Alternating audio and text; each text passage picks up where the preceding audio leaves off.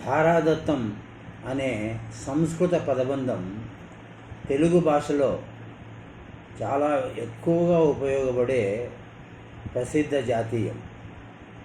పూర్వీకులు ఒక నీతిని, సూచనను లేదా హెచ్చరికను మనకు అందించే పూర్తి వాక్యాన్ని సామెత అంటారు. ఒక జాతి ప్రజలు ఆయాచితంగా ప్రతిరోజు వాళ్ళ అనుభవం, వాళ్ళ వాడుకలో ఉపయోగించుకునే 1-2 పదాలను జాతీయం అంటారు. ఈ పదాలు మరొక వాక్యంలో వాడితేనే పూర్తి అర్థం వస్తుంది. జాతీయ అన్న సంస్కృత పదానికి నానుడి అన్నది తెలుగు పదం. ఇక్కడ ధార అంటే నీటి ప్రవాహం, నీటి సుక్కల వరుస అని అర్థం. దత్తం అంటే ఇవ్వబడింది, దానం చేయబడింది. ధారాదత్తం అంటే నీటితో లేదా నీటి ద్వారా దానం చేయబడింది, అప్పగించబడింది అని అర్థం. పూర్వము రాజులు అగ్రవర్ణస్తులకు కానీ ఇతర పేదలకు కానీ వాళ్ళు సహాయం చేయాలనుకున్నా కానీ భూములను, కొన్ని ఊర్లనే లేదా పెద్ద పెద్ద వస్తువులను దానంగా ఇచ్చేవాళ్ళు. వాటిని వాళ్ళ చేతుల్లో నుంచి తీసుకోబోతున్న వాళ్ళ చేతుల్లోకి ఇవ్వలేరు కదా. అందుకని వైదిక సంప్రదాయం ప్రకారంగా ఒక ఆచారం మొదలుపెట్టారు. అదేంటంటే దాత అంటే ఇచ్చే వ్యక్తి ఒక నీటిని తన చేతి మీదుగా గ్రహీత చేతిలోకి పోస్తూ సంస్కృతంలో దైవ సాక్షిగా ఒక మాట అంటాడనమాట. ముభాత్యం అహం నా మమ అంటే నేను దీన్ని నీకు అప్పగిస్తున్నాను, ఇక ఇది నాది కాదు అన్న అర్థంలో ఇచ్చేవాళ్ళు.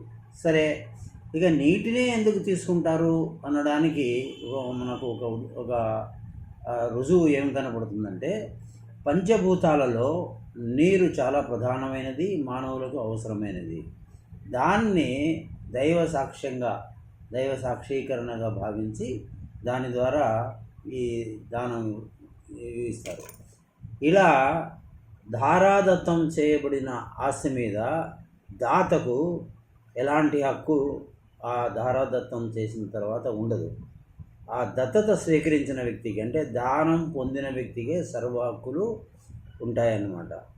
సరే, దీన్ని ఈ 1990ల తర్వాత ప్రవేశించబడిన సామ్రాజ్యవాద ప్రపంచీకరణ తర్వాత ప్రభుత్వ పాలకులు ప్రభుత్వ ఆస్తిని అంటే ప్రజల సంపదను తమ కొమ్ము కాసే కార్పొరేట్ సంస్థలకు సులభంగా అప్పచెప్పడం ఆనవాయితీగా, అలవాటుగా మారింది.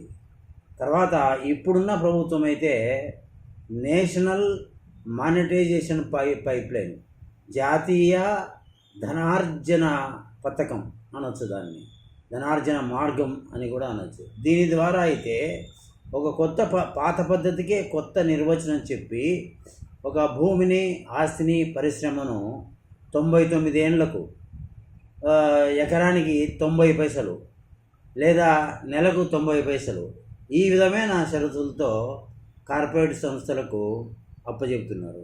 ఇలాంటి ప్రక్రియను ప్రతిపక్షాల నేతలు, ప్రత్యామ్నాయ పక్షాల నేతలు ప్రభుత్వం ప్రజల ఆస్తిని ధారాదత్తం చేస్తుంది అని తరచుగా ఆ మాటను వాడుతూ ఉంటారు. ఇంకొక పద్ధతి ఇదే ఏమంటే ఈ జాతీయానికి సంబంధించి ధార అనే పొక్కిలి ధాను మరిచి ఉచ్చారణ దోషంలో ధారాదత్తం అని కూడా అంటూ ఉంటారు. దార తెలుగులో దార అంటే దారపు పోగు, నూలు పోగు, భార్య అని నానార్థాలు.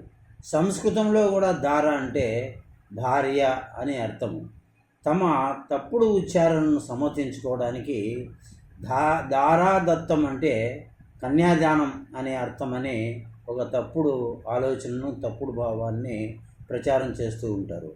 కన్యాదానం అంటే ఏమిటి? ఒక కన్యను అంటే తమ కూతుర్ని ఒక యోగ్యుడైన వరునికి భార్యగా సమర్పించడాన్ని, భార్యగా అర్పించడాన్ని కన్యాదానం అంటారు. దారాదత్తం అంటే తన భార్యని ఇతరులకు ఇవ్వడం. అది ఎట్లా కుదురుతుంది? కాబట్టి అది ఉచ్చారణ దోషమే, అది తప్పుడు పదబంధమే. ధారా దత్తం అనేదే సరైన ఉపయోగం.